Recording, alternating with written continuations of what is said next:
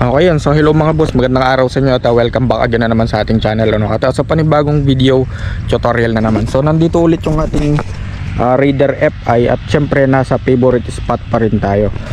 Bali sagutin lang pala natin yung request ng isa nating kaibigan patungkol dito sa clutch ng ating Raider So sa clutch kasi mga boss, may dalawang settings tayo dyan, isang mababaw at isang malalim.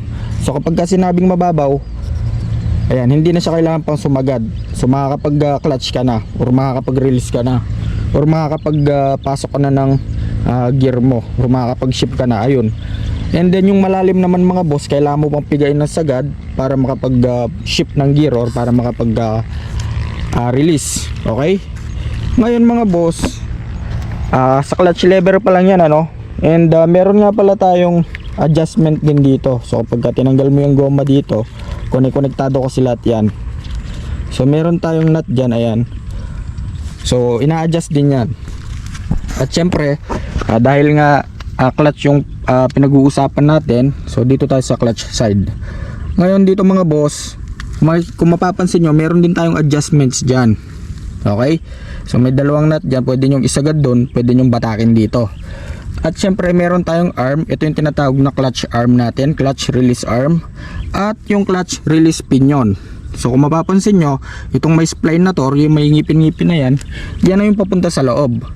Ngayon, habang pinipiga natin mga boss yung clutch lever natin, ayan, hihilain niya ng cable paabante.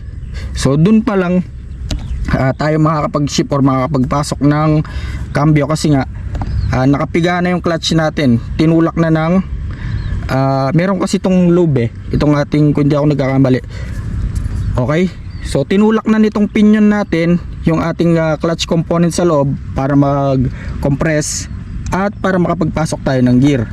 So ngayon para hindi tayo mahirapan sa pagka-clutch mga bossing ko, yung iba gusto nga mababaw lang, kalahati lang, makapag-shift na sila ng gear. Ang ginagawa nila mga boss, tinatanggal nila itong tornilyo na to, ayan, hinuhugot nila yung arm, itong arm na to, ayan, yan lang yung arm natin na hinuhugot nila. Ang ginagawa nila, inaabante nila pa clockwise, so paabante dun, so ina-adjust nila ng ilang ngipin.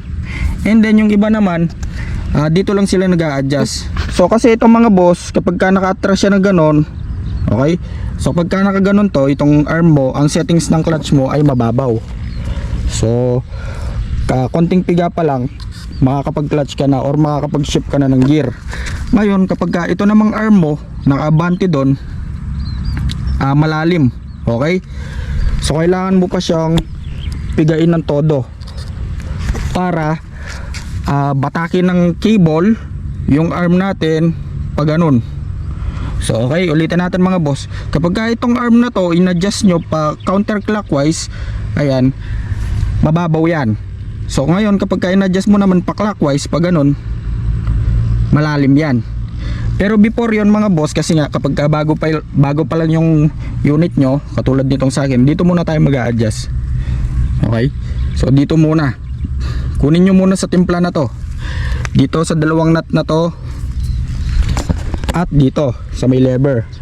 Okay, pero depende pa rin yan mga boss, kasi nga makapal pa yung clutch lining natin, kaya depende yan sa unit. For example, yung unit nyo medyo luma na at nahihirapan kayo sa pagka-clutch, yung iba tinatanggal itong clutch arm at ina-adjust siya ng ngipin.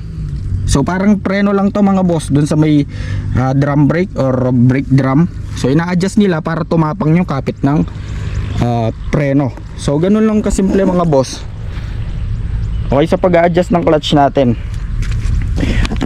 Yun, so bali hanggang dito na lang mga boss at sana may natutunan kayo. At may good news nga pala ako mga boss, meron na tayong YouTube channel at Facebook page. So pa-search na lang, same lang ng name natin. Same lang ng pangalan natin mga boss, it's me, shortcut for Dan.